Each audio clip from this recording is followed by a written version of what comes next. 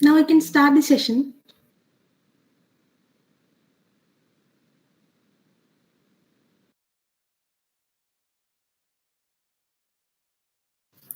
A warm and pleasant good evening to one and all. Are you still with me?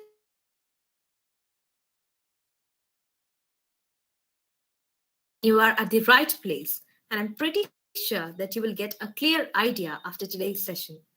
Today, we have gathered here to get information regarding higher study options in the field of engineering. The session includes the details of various competitive examinations, their prerequisites, benefits, and further options we have, and also a doubt clearing session related to the same at the end. Now we have Dr. B. Anil Sir, Chairman of Indian Institute of Industrial Engineering, Trivandrum Chapter, former chairperson, ISTE Kerala session, and former principal of our college. We are lucky to have such an eminent, resourceful, and adept personality to do a session for us. On behalf of the entire ISTGC Barton Hill, with immense pleasure, I heartily welcome the chief guest of the day, Dr. B. Anil Sir, to this occasion. And I finally welcome each one of you to this talk session. Welcome you, sir. Thank you, Reshma. Am I audible? Yes, sir, you're audible. Loud and clear? Yes, Yes, sir. sir. Okay. Shall I start the session? Yes, sir. Yes, sir. Okay, first of all, let me thank the ISC student chapter of DEC Barton Hill for giving me an opportunity to interact with the students, final year students, basically on the options after graduation and maybe higher focus on higher studies. Yeah, since it is supposed to be an interactive session, I have run away with any of the presentations or slides. I have felt that, okay, slides means many of you will be sleeping and occasionally I have to wake you up. So I have done away with the slides, and if at any stage you need any clarifications, you can stop me and then ask for the explanations. I don't mind spending some more time with you and then clarifying the doubts. As was pointed out, I was principal at DEC Barton Hill, and I was there for 2 years, 2014 to 2016 I was there. And before that, I was at College of Engineering Trivandrum for nearly 27 years. And I've been associated with students in various capacities. And 3 years I spent at Government Engineering College, Wayanad as principal. And finally, I retired from service from DEC Barton Hill, and I have a special place for DEC Barton Hill in my heart. And always I oblige whatever requests I get from Barton Hill. And it's a pleasure to associate with students, younger students, and then guide them in whatever way I can. Regarding the options after graduation, it's a very, very, let us say, junction point where you are in. After plus two, maybe you have number of options, but maybe your parents have been taking the lead to direct you to the right direction. But now, after completing 4 years of engineering, most of you are on your own, and the decisions taken by you will be very, very crucial as far as you progress further in life. And your parents also will think that you are mature enough to make decisions. And when I say about, I talk about decision, it has to be an informed decision so that you will not repent on a later date. So what are the various options that a graduate has once they complete 4 years of studies of engineering? In engineering, as all of you know, you have studied more than 50 to 54 subjects, some of them theory subjects, some of them practicals. and it was a rigorous process which you have undergone. Mainly the course is designed in such a way that you will be imparted some technical knowledge, some kind of verbal skills, then quantitative abilities, and then various soft skills like punctuality, then honesty, and many other things. And you are also done some subjects collectively, like project work, or maybe some practical procedures where a group of people will be doing it. So you know how to work in a group, and you are given assignments where you are supposed to work alone. These competencies, working in a group, working as a standalone person, making decisions at the appropriate time, and being very honest, very prompt, all these things, all these abilities and competencies you have developed over a period of time if you have undergone the process in the right spirit. So when I say right spirit, you are given an assignment. If you copy it from somebody else, you are not doing justice to the system. Okay. Similarly, if you just copy things from, let us say, a textbook in the examination, you cheat the system. So that is not what is intended out of you. And similarly, in your, let us say, project work, if you have done enough survey and then developed the competencies, then you are qualified as a person, and that quality will take you further in your life. So after so much of exercises, you are at a very, very crucial point in your life. And what can you do at this point of time? Most of you, maybe let us say 80% of you, are thinking of a job, and GSC Bartonville being one of the premier institutions in the state, you are likely to have a lot of campus interviews there. So maybe 50 to 60% of you will be getting campus placements, and rest of the students who opt for jobs, definitely they can get placed in one of the public sector units or maybe in private organizations without any difficulty.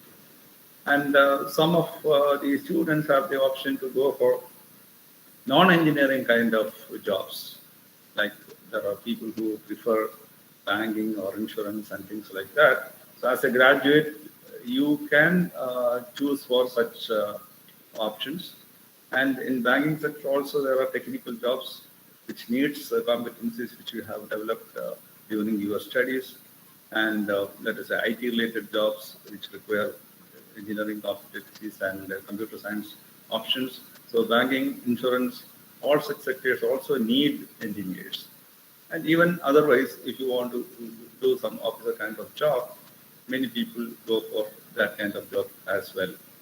It all depends upon your taste, whether you want to pursue an engineering job or a computer science or a software job, because nowadays maximum jobs you are getting in software related jobs. So you don't have much of a choice, like the jobs available are maximum in the IT sector, and the competencies required to get into IT sector is minimal, like a little bit of programming ability and reasoning ability and logical skills and quantitative ability. Definitely you will get a job in an IT sector. But in engineering sector, that is not the case. There may be 3 or 4 levels of, let us say, interviews and tests, and then only you will be selected for the job. And number of jobs are also less. Then, of course, banking sector, jobs are more, and we find that in today's environment, more than 40% of the jobs acquired by in the banking sector are grabbed by engineering graduates. Anyway, I don't recommend that as the first option. Maybe those who want to have that kind of a job, definitely they can go for it. It's a very challenging job as well. Now, definitely another option, if you want to lead or do some service to the society is to go for, let us say, civil service examination. There is a civil service examination in the sense that you have, it's the topmost examination that you can think of. Okay, so you will be get placed in IAS or IPS or IFS or IES and similar kind of things. More than 2021 services which are where you can get a job. And also you can go for Indian Engineering Service. That is a special service for higher placement in public sector as well as government controlled areas where engineering competencies are required. So these are the topmost jobs that you can think of. And the kind of preparation that you require for this IAS, IPS and all, okay, or civil service in general is very, very high. That means without much preparation, you will not be able to crack it. So many people, of course, probably you know about Haridavi Kumar from your own college, who got the top rank in this examination, and she is doing wonderfully well in civil services now as district collector. So it's not difficult, but it requires quite a lot of preparation. And not only IAS, IPS, there are other 18 to 20 options to choose from. Even if you are not getting the higher ranks, you can get placed in other sectors as well.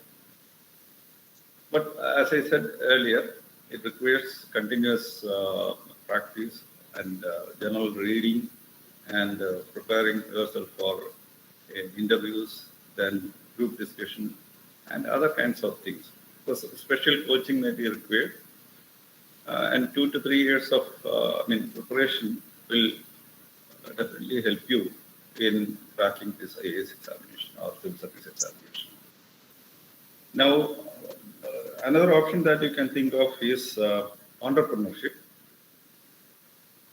Earlier, when I was a student, the number of people going in for entrepreneurship was very, very few.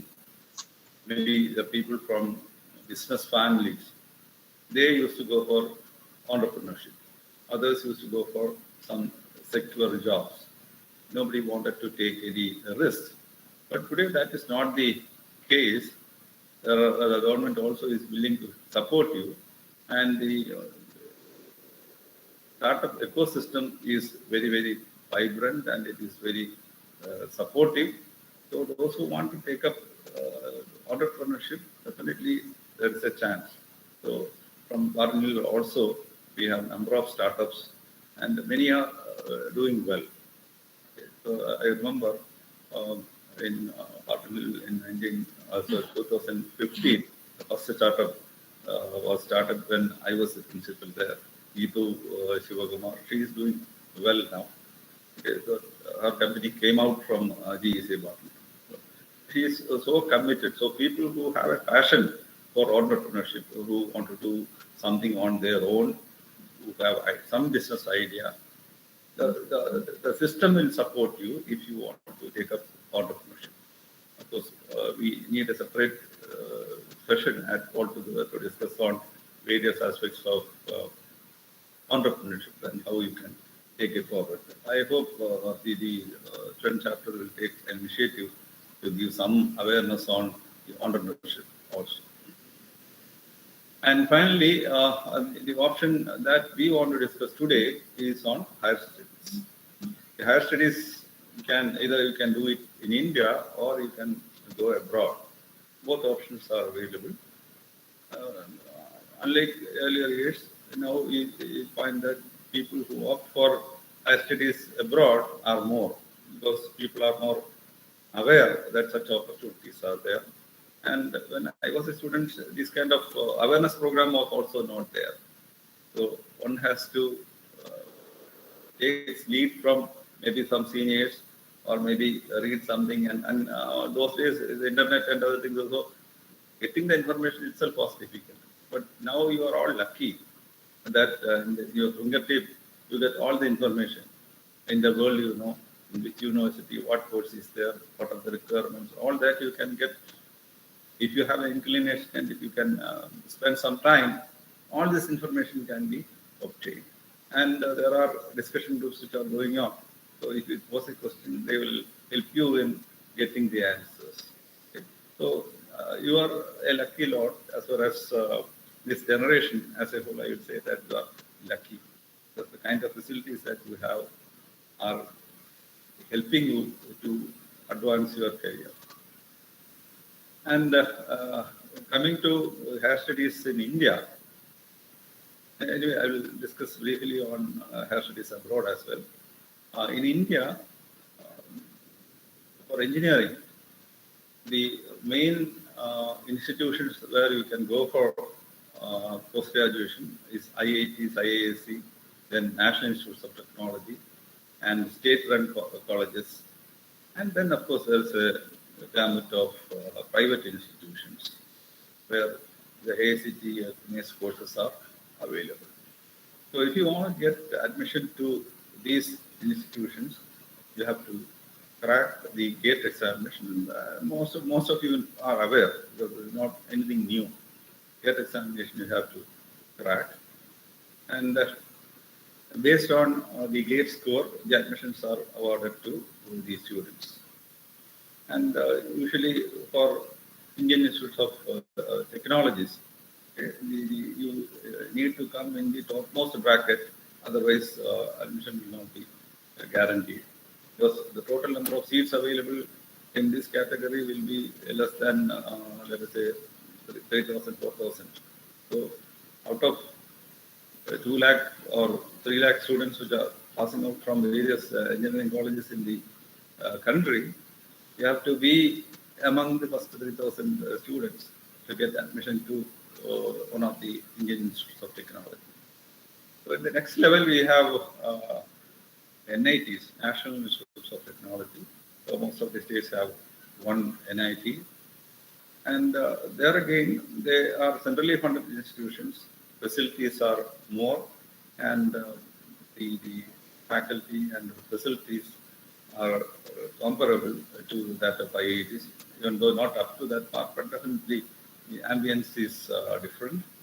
So you will ask me why I am talking about IITs, NITs, and all. Why can't you do MTech in GEC partnership itself? We also have a MTech program. But the thing is, you must always think in a forward sense. You have to be progressive. You are in a certain level of institution, state level institution, where the resources are limited. We have to admit that our resources are limited. So we have to think about institutions which are at a higher plane. For example, if you talk about NIRF ranking, National Institutional Ranking Framework, you can see that our institutions are far below. So you are not even in the first 100. Even CET comes in 115th position. Okay. So in all India ranking, it is, I would say, even 100 is very good rank. I would say 100, because out of more than 5,000 institutions, first 100 or even 200 is good enough. But Barton Hill College is not coming even in 200 or 250. Okay. So whereas an IIT, first all IITs, even the new IITs are coming below 30 ranks. So that is the difference. NITs are coming, most of them are coming below 100. Okay. So when you are in an institution which is having more facilities and faculty who are more exposed, and also you have more resources at your disposal, better equipment, better infrastructure, then you get a better view of the whole thing. The subject delivery will be better, and your exposure to various cases and other things also will be better. And these institutions have tie-up with industry as well as universities abroad. So you get a broader outlook of what is happening in the world. And industry prefer people who are coming from higher ranked institutions. Okay. So always you keep in mind that whenever you think about going for higher studies, you think about getting admission in the highest ranked institutions. Because the chances of getting a better placement will be high in high ranked institutions. So if you pass out from, let us say, a self-financing institutions, it is better to come for a government-controlled institutions or to an NIT or to an IIT. Similarly, institution like Barton Hill, government-controlled institution, definitely you can think of NIT or much higher. Right? So that is why I said you always think in a very, very progressive manner. So the GATE examination, I hope you know the structure of this GATE examination. So depending upon your branch of study, you can choose the subject of your examination. And of course, there is always a question, who is eligible for writing this GATE examination? Even the pre-final students are eligible for writing the GATE examination. And the minimum pass is sufficient qualification for writing this examination. It's not an issue because this is an eligibility, test which qualifies you for higher studies. Now, there are more than, it's a test where the test is conducted for 3 hours and there will be around 65 questions and for 100 marks. And out of this, there will be 10 questions on general aptitude, mainly English and quantitative ability and things like that for 10 questions, having a weightage of 15%. So the questions will be either 1 mark questions or 2 mark questions. And negative marking is there. For example, if you give a wrong answer, 1/3 of marks will be deducted, right? So be aware that negative marking is there. So just blindly don't go and put marks. It's an objective kind of thing. And don't blindly follow because negative marking will reduce your overall score. Then type of questions, as I said, it will be MCQ, multiple choice questions or multiple selection questions. There will be more than one correct answer. So you have to pick all of them. And only when you select all the correct answers, you will get full credit. So no partial credit for it. You get, let us say there are 3 correct answers and you pick all the 3, then only you get credit. Otherwise, you will not get credit. And you lose credit as well. Then there is a numerical test where you have to calculate some value and then give the answer as a number. Okay. And there is no negative marking for that kind of questions.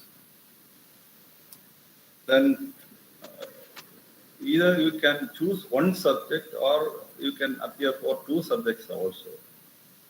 So the advantage is, suppose you go for only one subject, you get only one chance for writing the examination, right? And you have to wait for 1 more year to reappear for the examination. Suppose you are not getting a high rank or you want to better the score, you have to wait for 1 year. But if you go for 2 subjects, for example, you are in mechanical, you can choose 1 more subject. And for example, engineering sciences also you can choose. That means you will be writing examinations twice. The same year, you will be writing the examination twice. So your chances of getting a higher score are more. So the first examination, even if you are not up to the mark, in the second examination, you can do it better. Okay, so 1 subject or 2 subjects you can opt. So you'll be getting 2 scores also. Okay? When you appear for 2 subjects, you get 2 GATE scores. And again, another question asked will be, what will be the subject you have to choose? The first answer will be the subject in which you are having your specialization.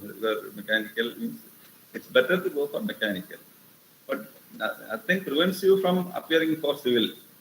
Yet you can appear for any subject that you want. Okay? So that is a peculiarity. But what happens is the institution where the admission is given, they will have some prerequisite. So if you appear for, let us say, a subject which is not your core branch, maybe the institution will not select you. So depending upon the target institution, you go for, you go and check what is the requirement of the institution, and accordingly you select the subject. Because here there is one topic called engineering sciences, right? Which can be attempted by let us say civil and mechanical, in addition to their core branch.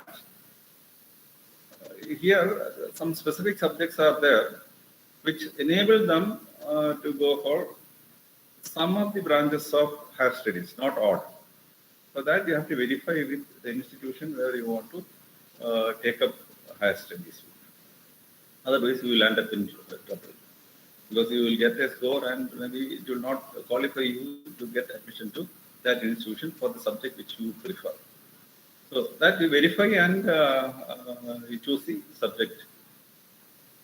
And as I said, out of the total 65 questions, 10 questions are general aptitude and 55 will be the subject specific. And out of that, 15% will be engineering mathematics, right? So out of 55, 15% is out of engineering mathematics. So you cannot do away with mathematics. So you study well and get a good idea about engineering mathematics, right? And as I said earlier, the question types can be basically the recall type, remember and recall, that kind of questions, because something will be asked, so you have to remember those things and then write it. Or reasoning, based on some question that is given, you have to choose one. Or it can be analytical type, or it can be quantitative. So the questions can be any of these types. And there is something called the gate marks, gate score, and gate rank. Gate marks is what you get absolutely, like out of 100, whatever marks that you score is called gate marks. Then gate score will be calculated based on some statistics, based on how many other students are appearing for the examination. And for the same subject, for example, mechanical, the test will be conducted in number of sessions, not one. And people appearing are so many. And depending upon how many people are appearing, in what sessions they are appearing, they will be doing some normalization and normalization of marks. And using that normalization of marks, they do what is called the preparation of the score. Score will be for 1,000, whereas marks it will be up to 100. Then rank will be just like 1, 2, 3, etc. And the scoring, basically, what is done is they take the first 0.1%. Based on their marks, using a given formula, they will be calculating the gate score. And the institutions who offer admission, it's their prerogative to choose whether it is score or mark or rank or whatever, right?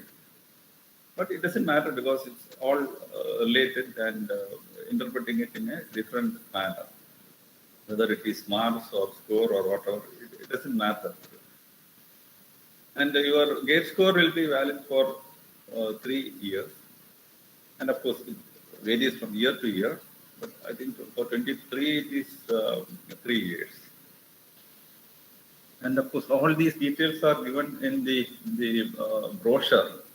So those who are writing gate examination, I request them to read the brochure clearly so that we have a good understanding of what is about to happen and you make the right decision.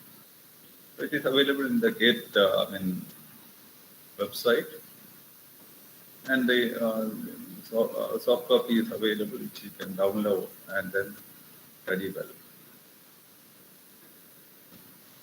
Now coming to higher studies in management, that is another option which you can think of. Because ultimately, when you are working in an organization, there will be a stage when you become a manager and you will be supervising others. Even when you start in technical jobs, on a later date, you will be elevated to a position where you have to supervise others, where you learn it from experience. But organizations prefer people who are qualified in management. That is why you find quite a lot of management schools nowadays. Okay? So coming to management, we have different institutions. Just like in engineering, we have IITs, NITs, and all. In management also, we have different classes of institutions, and top institutions are Indian Institutes of Management, IIMs. Getting admission into IIM is very tough because the products of IIM are given high weightage by the industry, and the kind of compensation they get from IIM graduates are very high compared to other kinds of institutions. And usually the IIMs, they prefer people who have already worked in the institute, some people with some experience, and because they can do better because they know how the industry works. And as a result, their outlook will be different than a fresh graduate, because a student who has just come out from the institution will not have the real feel of how the organization works.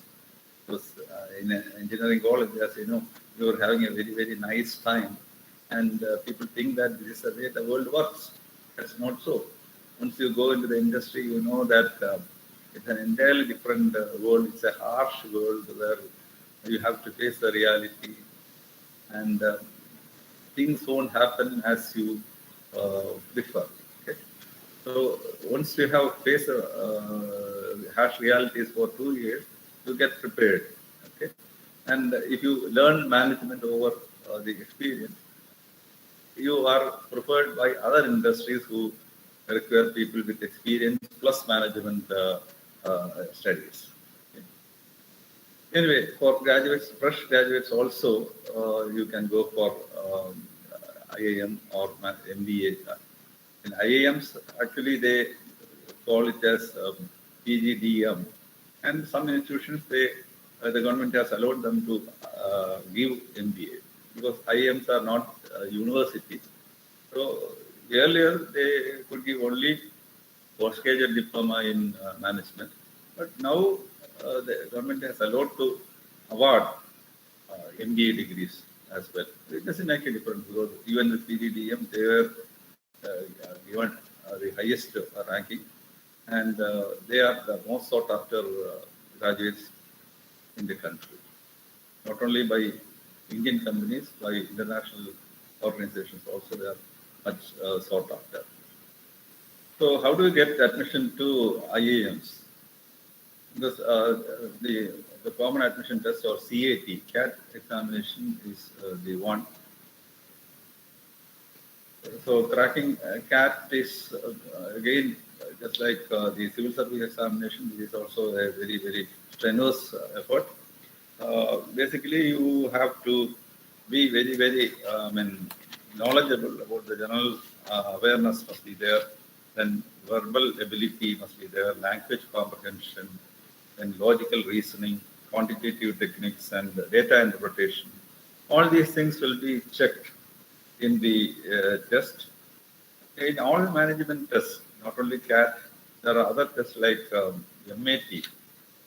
MAT math test is done by IMA, All India Management Association. So the math score also will be accepted by many of the institutions, not by IIM. IIM, they go for only CAT, because it's being done by their consortium.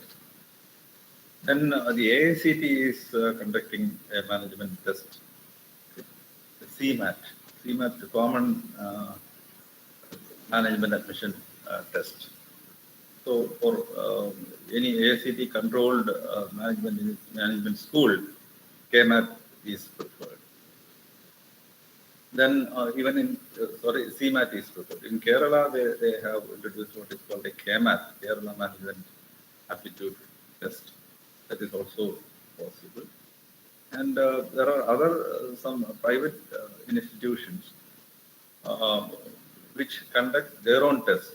There are very good management institutions, private institutions, which are, let us say, comparable with IIMs. Getting admission to those institutions are also tough. And please understand that the fees is quite high. Unlike in engineering, where you could study engineering for 8,000 rupees per year, the kind of fees that you have to pay for the management schools will be quite phenomenal. Banks are ready to give you loan. So once you get show the admission letter for IIM, definitely any bank will give you loan, which you can repay after completing the studies. And if you study in IIM, the job is guaranteed. Okay? So it's not a big deal. Now, coming to other kinds of institutions, there are a lot of management institutions. In Kerala itself, you just look at it. In Trivandrum itself, you find a lot of institutions. In Kerala University itself, the CET, that is a management school. University, there is a regular school as well as University Institute of Technology. Like that, hundreds of management institutions are there. And many of them are getting good jobs as well. So don't think that only IIMs give you jobs. Not only IIMs, other institutions also you get good jobs.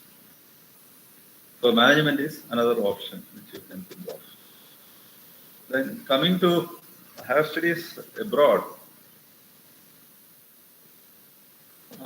it's a different ball game altogether. As I told you earlier, people had very, very limited knowledge about what's there outside India. But now that is not the case. I remember in my college days, a handful from our college pursued higher studies abroad because they were aware, because maybe their parents or maybe their elder brother or elder sister or some cousin was already there abroad, and they knew the procedure, and they could get admission to these universities. But today that is not the case. As I said earlier, if you have the mobile phone with you, you can just search and get the details. Now, how do you get admission to universities? Of course, depending upon the continent, things differ. Because the most sought after is in the United States, but nowadays in the United States, getting visa is a big problem. Then you can think of Canada, it's relatively easy. Institutions in Canada. Then, or you can think of Europe, where Germany is the main place, where English taught programs are there. And if you do some language programs and get sufficient competencies in German, the number of courses which you can attend is very high. So Europe also is a new destination now. Then, of course, we have Australia, New Zealand. Then in Asia also you have Malaysia and Singapore are good destinations. And some Korean universities are also there. So what are the prerequisites? Of course, it depends upon the universities where you want to apply. First and foremost, you must have a very good grade. That is a must. Especially if you want to seek admission in United States, you can think about 70% or above. Higher the better. Okay? Or CGPA of 7 or 8 or things like that. In Germany, again, it is in the range of 6.5 to 7, 8. In some universities, they prefer 8. Okay? So, marks in the undergraduate studies is a major criteria.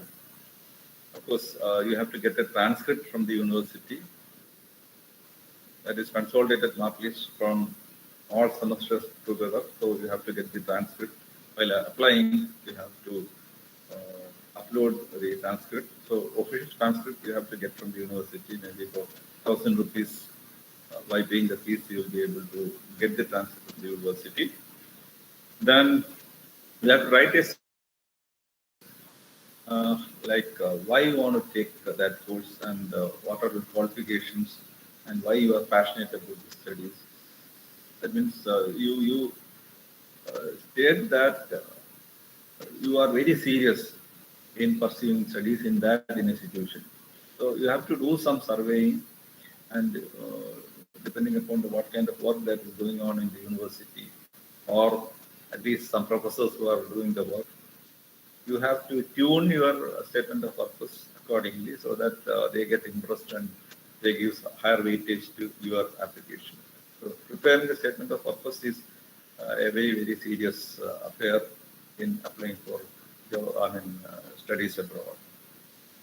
Then, of course, you need a recommendation from two persons, probably persons who are well known to you, one of your professors who have taught you.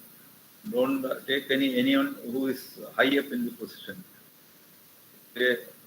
Always people have a feeling that you can get the recommendation from the vice chancellor of the university. You get a higher chance of getting the. No, it's not like that. The universities, they look at how the person who is recommending knows you, so that you can do the recommendation. So if it is your teacher, your guide, or person who is well known to you, they know your caliber and they can do the recommendation better than anybody else. So you catch hold of your teacher, your guide, or your head of department, or a person who have taught you a subject which you want to apply abroad, and then get a recommendation from him or her. Okay? Then you get a better chance. So 2 recommendation letters usually they ask for. And of course, where to apply? Mostly you can apply to the university itself. But in German universities, there is a consortium, a private consortium where Uni Assist, where you can apply, because universities get your things verified through Uni Assist. You cannot just apply directly to the German universities, in most of the German universities, but there are universities where you can apply directly as well. Okay. And what kind of financial assistance you get? If your scores are high, of course, I just forgot to mention that the language ability you have to prove. Most of the universities which I have mentioned, they are English taught courses. You have to go for a TOEFL, test for English as a foreign language, or IELTS, International English Language Test. Okay, IELTS or Cambridge testing, and you have to get a good score for that. Then if you want to pursue in United States and Canada, maybe you have to, many universities require ERE as well, graduate record examination, which is required for graduate studies in these countries. Okay, that score is also essential. If you want to pursue in Germany, better and German taught courses, then a B2 level German certificate is required. That is A1, A2, B1, B2. That is 4th level of German language course is essential, which is a German taught course. And the advantage of Germany is that there is no fees. Only minimum things are there. Only thing is you have to have the living expenses, accommodation and food, and around 300 to 400 euros per month. But fees is nil. But other universities, the fees is quite high, because for a master's, for 2-year masters, you have to pay something like 40 lakhs. You can compare that with our own system, which is phenomenal. Right? But banks support you. If you have enough means, then definitely they will give you. So there are 1 year courses as well. So around 25 to 30 lakhs will be okay. In German universities, it will be much less. In European universities. And Canada also, the fees is relatively low. So this is all which I want to share. If any questions are there, I can clarify. It's another 10-15 minutes. Thank you, sir. Now it's time for asking your queries and doubts to sir. Either you can use the chat box or you can unmute and ask the questions.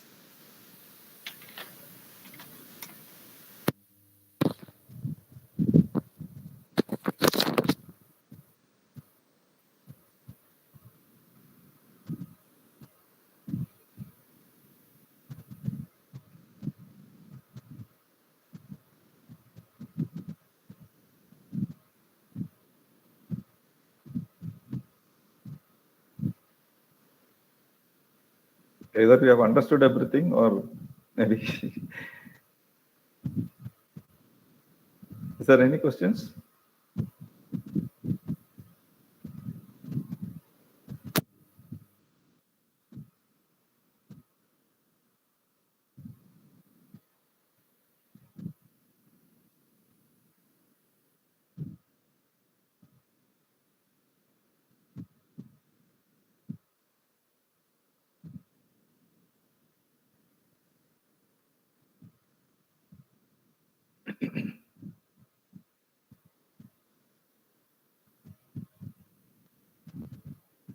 You can ask your doubts now.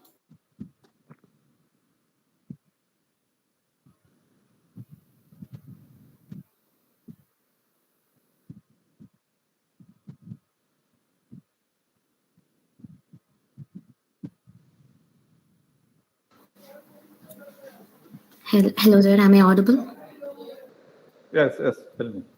Karishri. Sir, if we take MTech, in which field is it actually benefiting for us? Like in the field, it will be more useful in the field of teaching, right? Yeah, higher studies mainly for teaching and research. And definitely there are organizations which prefer people who are postgraduates. Those institutions, organizations which are serious about research, they prefer postgraduate students. And research organizations like CSIR or ISRO, so they directly recruit postgraduate students. And of course, the major chunk will be the engineering colleges and other institutions where teaching job.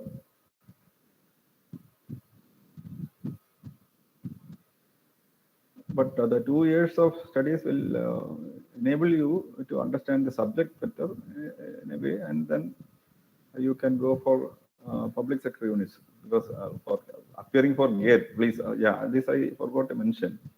Because writing the GATE is not for MTech alone. So all the public sector units now, they are basing their selection on GATE. So if you want to get into a public sector unit like BHEL or NTPC or something like that, Coal India or whatever, okay, you have to have a GATE score. It will not guarantee you, but it is the preliminary step. Only if you have a GATE score, you are eligible to apply. Okay, so all the public sector units, most of them, they prefer GATE qualified students. So it is imperative that you appear for GATE in addition to your graduate degree. GATE score is also essential for your career progress, for getting a good job. Then as far as the question is concerned, once you complete the higher studies, let us say post-graduation, let us say 80% of you will be getting placed in a research organization or in engineering college or place where you can teach. So the other 20% will be placed in other organizations as well, because there are many organizations who require postgraduate students, because they have their own R&D section, and they are people with a deeper knowledge of the subjects is required. Hope I have made it clear. Sir, am I audible? Yes, yes. Yeah. Actually, my doubt is about this campus placement. Many companies are actively recruiting students after BTech in our college. So I think, shall we settle for this kind of software jobs, or will we be able to prepare for these competitive exams like GATE and all when we are working in the private sector? Like we are after the BTech, our young age, and if we choose to go for this campus placement, will we be able to study further studies after working 1 year? What will be the mindset?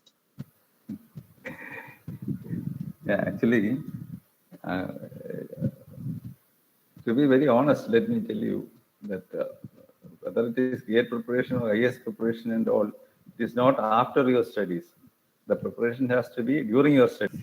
Anyway, if you think, okay, now I am a graduate, now I can prepare for GATE, that is a wrong notion. Like, anyway, you can do that, and once you are into a software job, they are recruiting you for making you work. Okay, they want the things done. Okay, so once you are recruited, they want results from you. So that means from day one onwards, they want you to work. In the earlier days, that was not the case, especially the regular employment and all. We used to have, let us say, 1 year or 2 years of training, and then only you are expected to deliver some goods. That 2-year training period, you study the organization to understand what is happening in each and every nook and corner, the different kinds of jobs. Okay, and occasionally you may have to go and show some results. Show the results means you have to. They will conduct some sort of test which you have to pass. So 2 years will be like that. Then only you are asked to perform, right, in the job. But the software companies, they expect you to work from day one onwards. And many new companies, what they do, even big companies, they recruit you in the 6th semester. Then they ask you to prepare for their or acquire competencies which they expect during your studies. In the 7th and 8th semester, you are expected to complete that. And before joining them, you have to pass a test and show that you are eligible to join them. And day one onwards, you have to work. So you have to work for 7 to 8 hours during the daytime. And in the evening, when you have time, definitely you can prepare for the test. So that's one problem when you join with such software companies. Maybe you may not like the kind of work that is going on, the work pressure, the deadlines and all. And it has got nothing to do with the engineering that you have learned. But there are people, like 50% of the people like that kind of a job. And if you are very passionate about engineering, maybe you may not like it.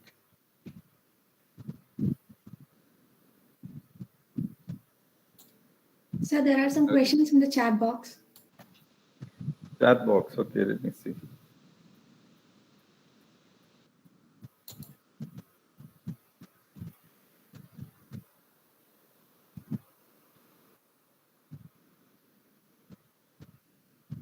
How many attempts are possible for GATE examination?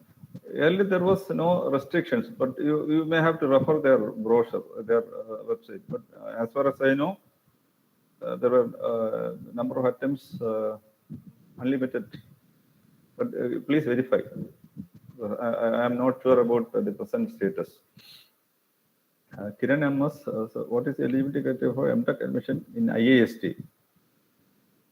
Same thing, the GATE examination, and maybe in some institutions, they conduct a separate test as well. A specific group discussion or interview kind of thing they do. So you have to refer to their website, okay, for specific institution to get the specific details. In general, it is in line with other institutions. You must have a GATE score, plus additional interview and other things is depending upon the specific institution, IASC or IAST or Indian School of Mines and things like that. They have their own criteria for selecting the students. Hello. Yes. So, what kind of, choosing what as your career option is better? Is it choosing for higher studies or going for a job? If you study for or prepare for UPSC or banking, you directly get into a job, right? So, is choosing that as a career option better or higher studies? Because once you are writing for higher studies, you get into an institution, then again how you perform in that institution is a very important factor, and still that uncertainty always exists. So which career option is better? Is it to prepare for an exam, or which gives us a job, or to prepare to get into an academic institution? Anyway, it's a very, very interesting question. Yeah, I'll tell you an example. When I was in IIT, so after graduation, I joined IIT for my MTech program. So there was one particular person who was pursuing his PhD there. He had his graduation in the same institution. He had his MTech there, and now he is pursuing post-graduation. And after many years, when I went there for my PhD, I found the same person. Now he is completing his, after completing his, let us say, PhD, okay, he has joined as a project associate. Instead of going in for any job, he is, is continuing in the same institution. So what makes him happy? Is it getting a highly paid job, or passion for the institution, or passion for the subject? He's not bothered about the job. He's happy with what he has in that institution. He's so much in love with the institution, and he never want to leave. Okay. So it all are very, very personal, like whether you want to pursue studies or whether you go for a job, whether you want to do entrepreneurship. It's all your passion. What makes you happy? Even if you get a job, if it's not making you happy, maybe after a few years you will leave it. Right? We know many persons who have taken up jobs in, let us say, through campus placement. After 1 or 2 years, they leave that, take up some other job, or do a startup, or leave all that and then go for. One of my friends is doing law. He's a lawyer. Okay. He has totally left engineering and started doing law career. So it all depends on you, what you want in life, what makes you happy, and what you are passionate about, what you want to achieve. So nobody else can tell you, so this is what you have to do. Because the way I look at the world is not the way others look at it. Okay, and you cannot, make others happy by my own views. Okay? This is where I said you make an informed decision, right? You understand what is there and take a decision of your own. Of course, you can get the examples of others, see what has happened, and then take a decision of your own. you need not make all mistakes yourself. You can see what mistakes others have made, and then accordingly you can make a decision.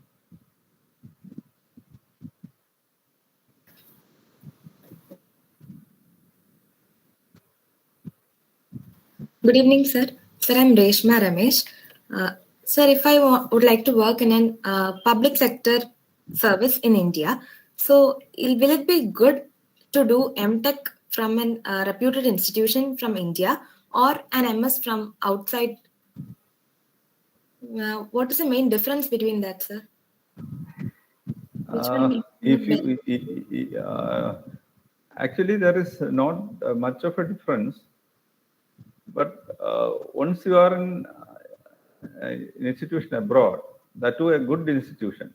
There are, when I say abroad, there are lowly ranked institutions as well. But organizations, they know it better. Okay, so they are looking for results. So they know precisely which institutions are good, and accordingly they will select the candidate. And they are not just taking you based on your marks. They will be interviewing you, verifying your competencies, and checking your credentials. Then only they will give you an employment. And your question, like whether to go for MS or do an MTech in India from a reputed institution. Indian Institutes of Technology or National Institute of Technology, they are well reputed, and any institution in India will give you employment without any questions if you get a very good score from these institutions. And even institutions abroad, organizations abroad, they are recruiting graduates and postgraduates from our national institutions, IITs and NITs. Of course, in state-run institutions also there is a possibility, but it's a remote. But for NITs and IITs, it will not be a problem at all. So my suggestion will be, if you want to get employed in India in one of the public sector units, getting a post-graduation from an Indian institution is sufficient.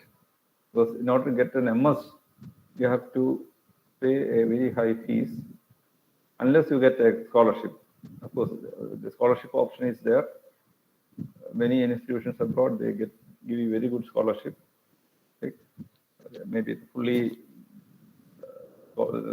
fees or maybe the full expenses, including your airfare, will be borne by them, because they are looking for the institutes are looking for good candidates. The problem with the United States is that their students are not ready to go for higher studies. So they want people who can take up studies and they have enough funds. So they give full scholarship for a handful of students. In European institutions also, the European Union, they are giving various scholarships, like Erasmus Mundus scholarship is there, fully paid. Okay, so my son, who was studying at Barton Hill Engineering College, 2010, he got a full scholarship from Sweden and completed his studies there, his post-graduation. Okay, so he didn't spend even a single rupee from his pocket. Okay, so the entire expense was, borne by the European Union. So such scholarships are there.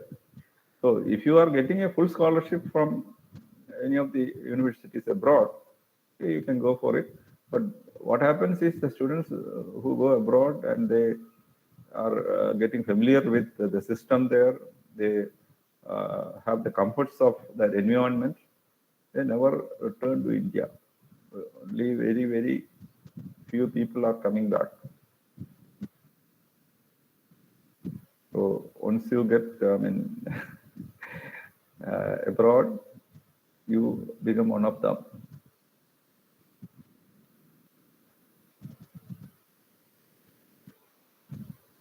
Thank you, sir. Thank you.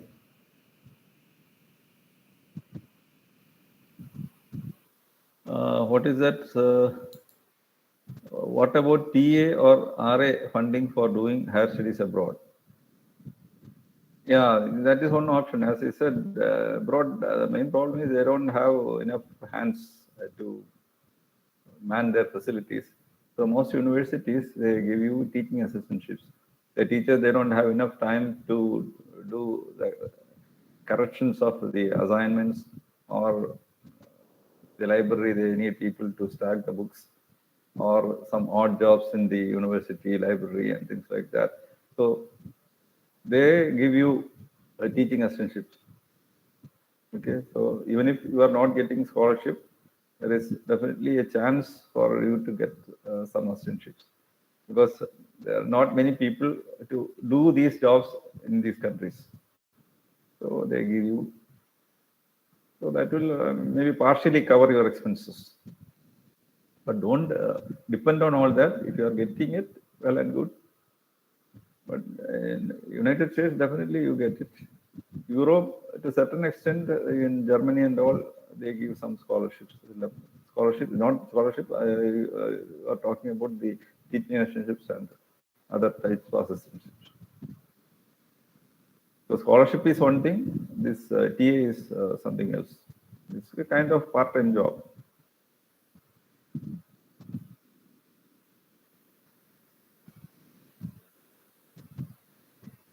And some people, they work outside as well.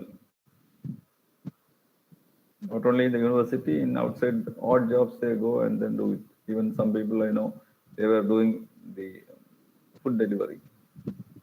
Evenings, maybe 1 hour, 2 hours, they do it. And whatever money they get, they can use it for their expenses.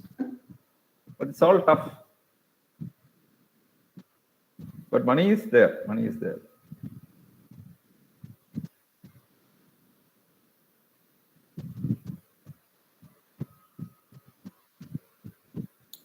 Any further questions?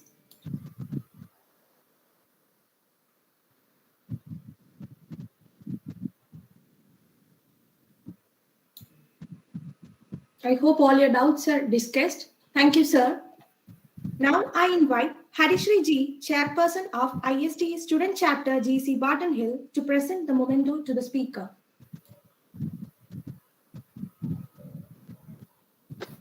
Am I audible? Yes, yes. Hello, am I? Okay. Yes, yes. That was a very informative session. I hope all are greatly benefited with the knowledge Anil sir has been shared with all of us. Thank you, sir, for your valuable time and effort. We, the members of IST Student Chapter GC Barton Hill, would like to present a memento to Dr. B. Anil as a token of our gratitude for this wonderful session.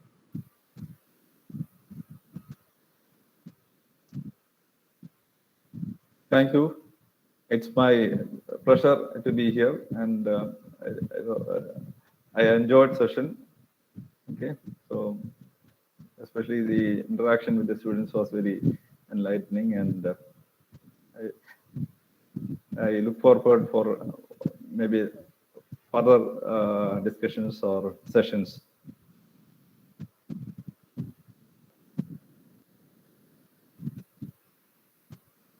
There is some spelling mistake there.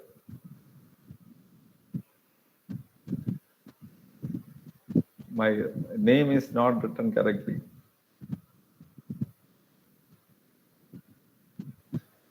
Sorry, sir.